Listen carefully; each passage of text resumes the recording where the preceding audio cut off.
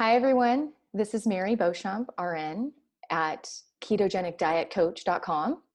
I'm excited to be here today with Caitlin from Pronto Health Coaching. We are engaged in a really intricate dialogue in these last few days, and I really wanted to just share some of the things that came up that I felt would be really relevant to what I think a lot of people might be going through right now in this lockdown mode that we're all in. And so, yeah, Caitlin, I would love for you to elaborate on your background and your introduction that I gave, if you wanted to add anything to that, and just kind of dive into where we left off, which was talking about self-care practices and how important that is right now, and sort of the layers involved with what that actually means for you. So go ahead. Mhm. Sure, I'd be happy to. Thanks for having me. So, I am a nutritional therapy consultant with a huge emphasis on healing the gut. And I really believe that self care practices are essential to overall health. And what I mean by self care is something that I call radical self care. And what that means to me is the internal self. So rather than, as you know, when we think of self-care, we often think of a bubble bath or a manicure or a pedicure, or sometimes a massage, things that make our external shell appear to be more shiny. And what I mean by radical self-care and what I'm coming to realize is that the self-care means to me that we dive into ourselves and we learn how to nurture ourselves from the inside out. So yeah, that's kind of been a really big topic for me over the past few months, and really getting to take care of myself and create some new healthy self-care practices. Mm. It's kind of like the bubble bath and the walking out in nature and communing with the elements and eating good food is sort of like the outcome of what happens when we what happens when we do those things, is that we are enabling our awareness system to really tune in so that we can have a deeper awareness of what's really going on inside of us all the time. And this can be very, very uncomfortable. So I just want to put that sort of disclaimer out there that this is not for the faint of heart. And when you start Mhm. to do these simple, sort of silly, what we might call our daily rituals or our daily rhythms, or um, whatever you call them, it may seem cliche or like, oh, I have to do this, or my health coach said this is a good idea, but you don't really get it until you get it. And with the practices comes this deeper awareness of what's actually going on internally. And by doing things that it it's kind of it's a paradox, because doing those things could be a way to check out. You take the bubble bath, um, the bubble bath is just kind of a funny metaphor, but it could be anything. Getting the pedicure, going and getting a massage, those are wonderful things to do as well, but they can also be a distraction and a way to sort of, like you said, shine up the outside where the inside's still very rusty and still very um, um, Unacknowledged, perhaps. yeah, exactly, unacknowledged, and you can remain in a state of denial, while still looking good on the outside and still making it seem as if you're going through the motions. You're going to the yoga classes, you're doing all these things, but what's really going on inside is the point and the most important part of all of this. So in doing those practices and really honoring your daily rhythms and daily rituals, um, the hope is that they become part of your integration with yourself and with your higher self. And so some of the things that come up, like I said, can be very uncomfortable and sort of give rise to the desire to disconnect from that aspect of yourself, which is really wanting to be acknowledged. So, anyways, from that place, Caitlin, if you might be willing to share a little bit more about what you've sort of been noticing about yourself and what's been coming up for you, and what you're really desiring and needing in your life as a result of really caring for yourself. If you're willing and want to share any little bit about that with the Yeah. world, I would love to hear kind of an example of what you've noticed for yourself. Okay. Yeah, I'd be happy to. One of the things that I think is the most caring thing that you can do for yourself is to show up for yourself, meaning talking about things, talking about your feelings, talking about what's going on for you, and not shying away from your truth, your emotion. I think it's so important, and we get so caught up in creating a front, which is, I'm good, everything's fine, it's all okay, I have it all under control, when really, a lot of times people are actually completely distraught or unhappy. And to go there and to acknowledge yourself and your feelings could mean maybe you can't be in the relationship anymore. Maybe you take the job that your husband says that, maybe he doesn't want you to get, or your wife, or maybe you feel guilty for not being home with your kids, but yet you have a dream to pursue a specific career. There's so many norms that we abide by, and oftentimes in abiding by those norms, we are not following our dreams and our truths. So for me, what's come up a lot in the past, yeah, I don't know, 3 months, really strongly, has been speaking my truth. And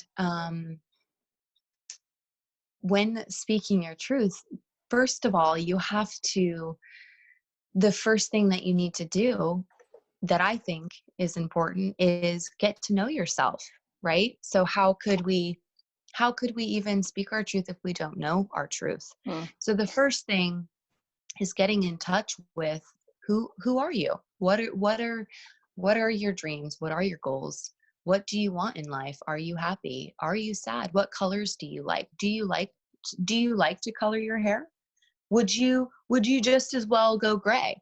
Would you um would you wear a dress?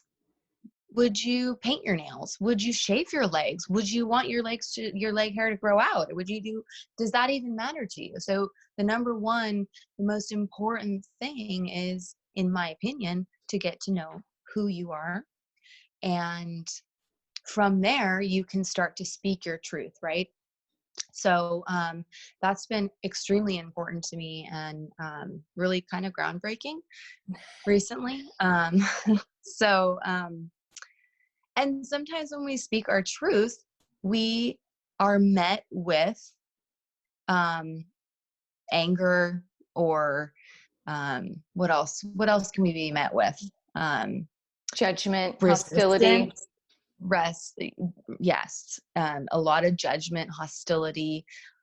Sometimes people are like, "Wow, you're amazing. That's amazing that you can speak up and um, you're pursuing your dreams and your goals." And then another part that has really come up for me lately is boundary holding, right? So saying no, and when you say no, following through.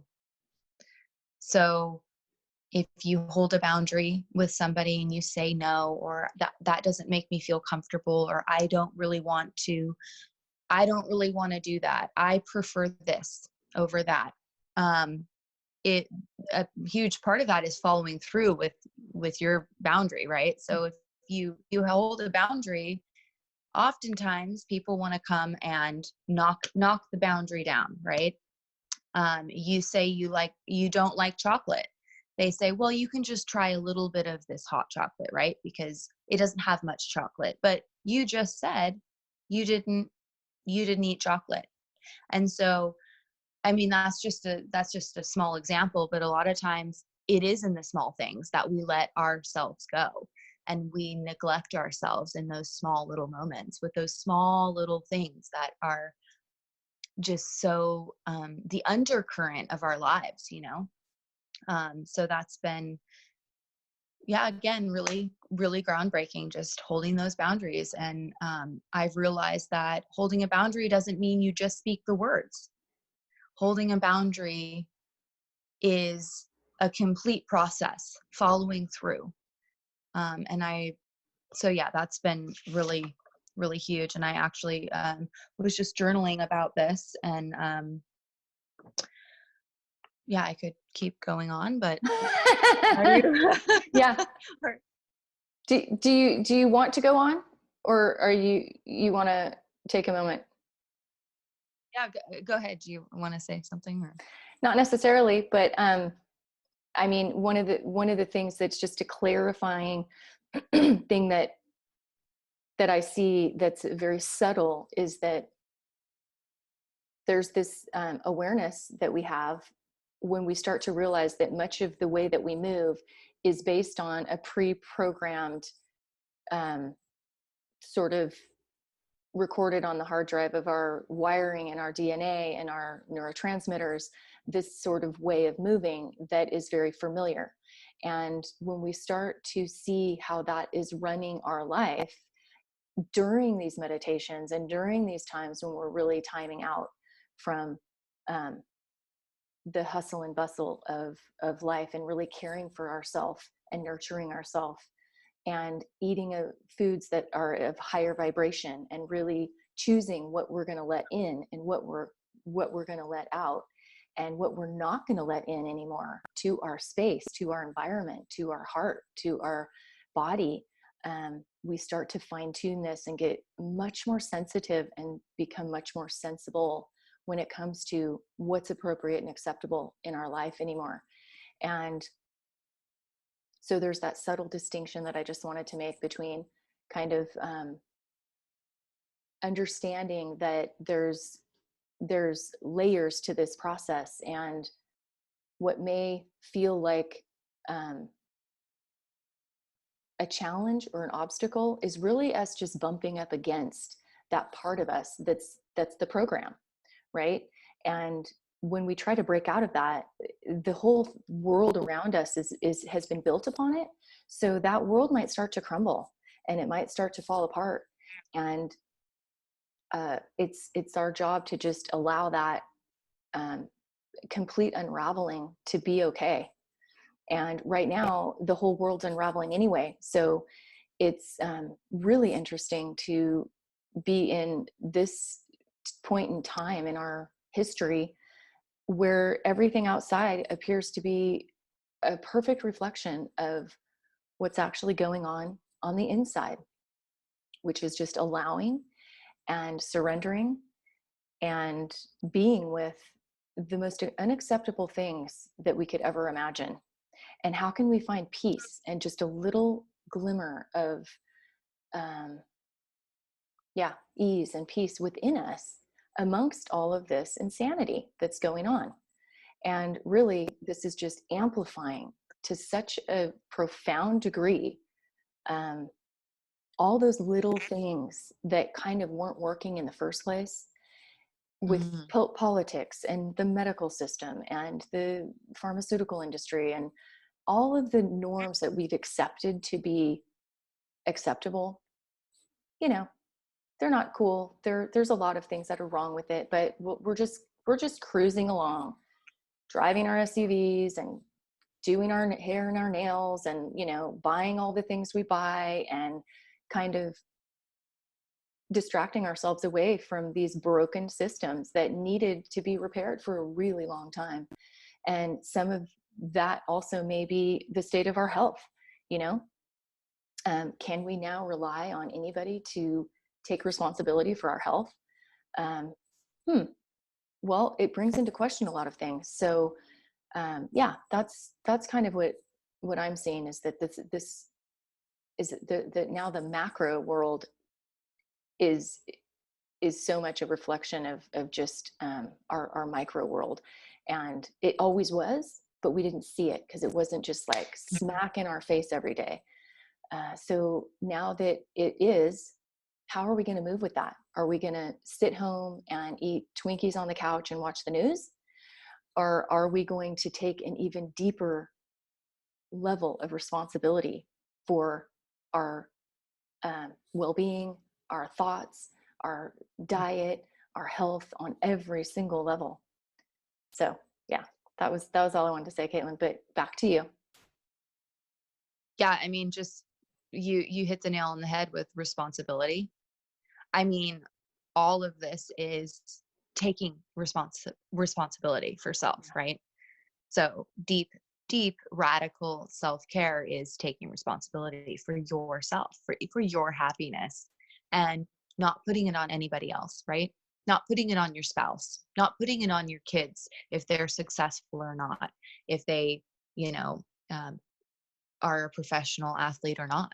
Right. Um, so to me, that's exactly right on. Like taking 100% responsibility for yourself, your happiness is radical self-care. Yeah. And going like you said, going into those deep corners of the dark corners of ourselves that we don't really want to go into, Hmm. because we know that something in there is going to be challenging to look at. But at the same time, we know we kind of have to go there to transform and to grow and to feel lighter.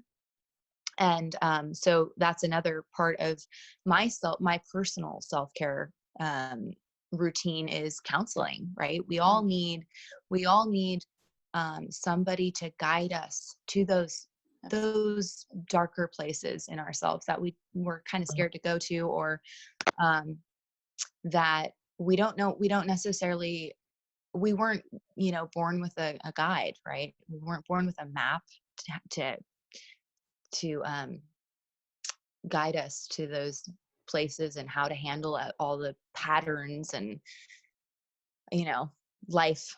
We weren't given a map for life, so we oftentimes, I find that having some support Hmm. um, in that emotional realm, having somebody kind of crack you open a little bit is self-care. And it's painful, but there is an underlining intuition, right? There's always that intuition that is there. We all have it, and it's a gut feeling, right? That guiding intuition that we all have, and sometimes it feels like it's so faint. um and that's, if you don't feel like you have that gut feeling or intuition, that's a sure sign that some of these self-care practices would suit you well. Um, Right. and It's also a really good sign that you have some more inner work to do to get to that place where you can actually Mhm, hear the voice within and let that emerge mhm, out of the chaos. And a guide, a coach, a mentor is so important if you don't have the answers, but it's also up to you to know what is right for you and to hear the information and be able to decipher, you know, through all of this madness, these are the things that feel true for me. And even if it's just a little glimmer, a little glimpse, a little bit of fairy dust that is sprinkled every now and then, that gives you that reality check that yes, this is a fit for me, and this is not, and I'm going to take this bit in, and I'm going to leave that behind, and that's all mhm. okay. If you need assistance, hire the coach, get the guide, talk to the priest, the mentor, the whoever it is. um, Do the ayahuasca, yeah. whatever you feel called to do, to go to those places. Yeah, absolutely. And it is scary, and sometimes we need someone to hold our hand, and it can Mhm, be terrifying. But the actual experience of the feelings that you get to experience when you go there, it's a privilege, are there to unlock you from being a victim of these patterns and being able to step into your own power. So Hmm. that's my Yeah. belief. Yeah. And there's some smoke alarms going off in my house, Oh, but okay. if it's not disruptive, then can you hear that? I I can hear it, but so Okay. let's just do a little time check here, Caitlin, because um, Okay. oh, we're actually, yeah, we can go another couple minutes, but Okay. let's just say we'll wrap it up. Okay. This should go off soon. Do you need to evacuate? No, Okay. it goes off really easily. Okay, Okay. it's off. All right. So, gosh, I had a thought, and oh yeah. So I think that this intuition is all we have, right? This deeper, this gut feeling is what we need to trust. Yeah. Trust this feeling. This feeling is always right. Mm, Okay? Always right. If you feel uncomfortable with somebody, your body is telling you something. Listen, trust yourself. And I over the past year have been really getting to know myself, and I lacked a sense of self.